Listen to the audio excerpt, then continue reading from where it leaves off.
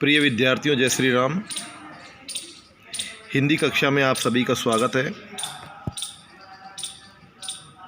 राम नरेश त्रिपाठी जी को हम पढ़ रहे हैं और उनके द्वारा लिखित पथिक शीर्षक काव्यखंड के प्रथम सर्ग से ये लिया गया है। इसमें पथिक सागर के किनारे खड़ा हुआ प्रकृति के सौंदर्य पर विमुग्ध होकर के उसका वर्णन कर रहा है।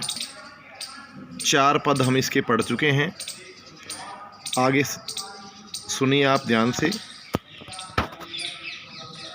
जब गंभीरतम अर्ध निशा में जग को ढक लेता है, अंतरिक्ष की छत पर तारों को छिटका देता है। सस्मित वदन जगत का स्वामी मृदु गति से आता है, तट पर खड़ा गगन गंगा के मधुर गीत गाता है। उससे ही विमुग्ध हो नभ में चंद्र भी हंस देता है, वृक्ष विविध पत्तों पुष्पों से तन को सज लेता है।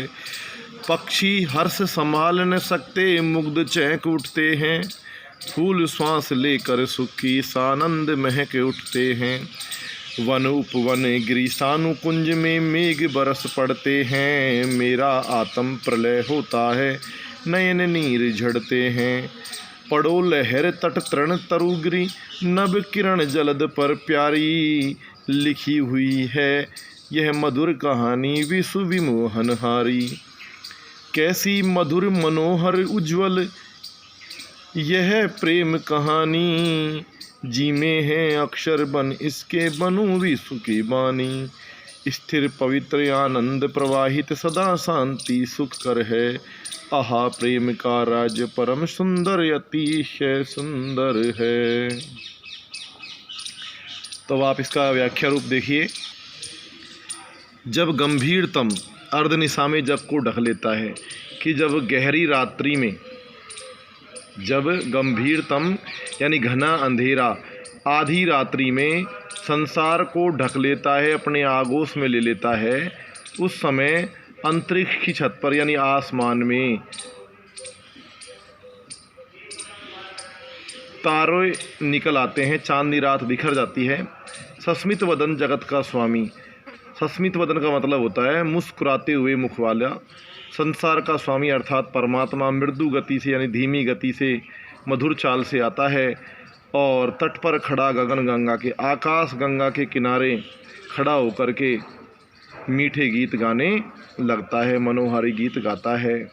उससे ही विमुग्ध हो, उससे ही प्रसन्न होकर के मोहित होकर के आसमान में चंद्रमा भी हंसने लगता है, अर्थात अपनी चांदनी को बिखेरता है, शीतलता को बिखेर देता है। वृक्ष विविध पत्तों पुष्पों से यानी प्रकृति में जो पेड़ हैं वो भी अपने अनेक प्रकार के पत्तों से फूलों से अपने शरीर को ढक लेते हैं, हरियाली छाई रहती है। पक्षी अपने हर्ष को संभाल नहीं पाते हैं और मुग्ध होकर के प्रसन्न होकर के चहकने लगते हैं। फूल अपनी श्वास को अर्थात खुशबू को लेकर के आनंद के साथ महकने लगते हैं। फूल या पुष्प अपनी खुशबू को लेकर के सुख के साथ या सुख देने वाली खुशबू के साथ आनंद के साथ महकने लगते हैं। वन छोटे बगीचों, पर्वत और समतल भूमि तथा कुंज में, कुंज भी एक तरीका बगीचा होता है, उसमें बादल जो हैं वो बरसने लगते हैं। मेरा आत्म प्रलय होता है, अर्थात मैं अपने आप को इस प्रकार के दृश्यों के कारण भूला हुआ सा प्रतीत समझता हूँ, यानी मैं अपने आप में सब कुछ भूल जाता हूँ। नैन नीर झड़ते हैं, मेरे नेत्रों से आंसू बहने लगते हैं। पड़ो लहर तट तृण तरुगिरी नभ किरण जलद पर प्यारी, यह प्रिय लिखी हुई यह मधुर कहानी विश्व विमोहनहारी। संसार को मोहित करने वाली यह मधुर कहानी जो लहरों, तटों, पत्तों, तिनकों, पेड़ों, पर्वतों, आसमान और बादलों तथा सूर्य की किरणों पर लिखी हुई है, उसे हे प्रिय तुम पढ़ने का प्रयास करो। कैसी मधुर मनोहर उज्ज्वल है यह प्रेम कहानी,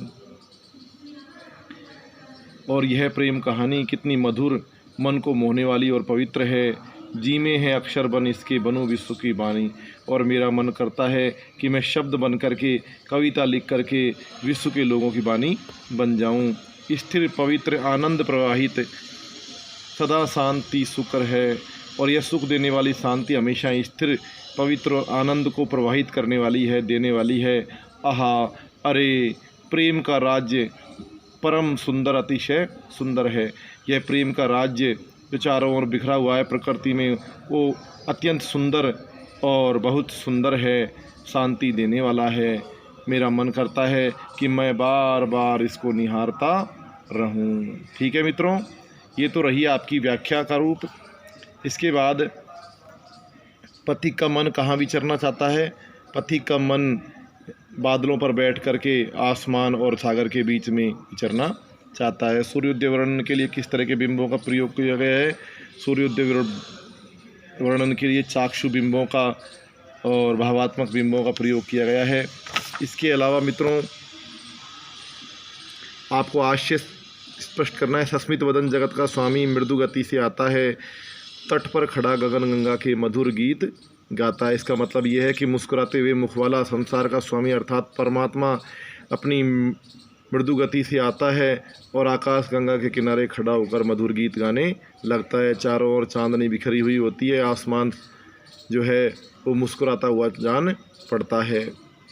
इसके अलावा कैसी मधुर मनोहर उज्ज्वल है यह प्रेम कहानी, प्रश्नवाचक अलंकार में दे रखा है कि ये मन को मोहने वाली और पवित्र यह प्रेम कहानी कितनी मोहक है। मेरा मन चाहता है कि मैं अक्षर बन करके विश्व की वाणी बन जाऊं, अर्थात कविता के रूप में प्रकट होकर लोगों के सामने दिखाऊं। एक तरीके से अब आप आगे देखिए, आगे सामान्य प्रक्रियाएं हैं और अब आपको एक टिप्पणी प्रश्न उत्तर करने हैं नोटबुक में।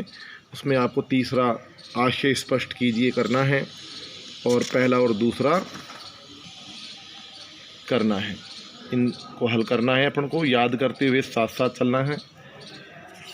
ठीक है।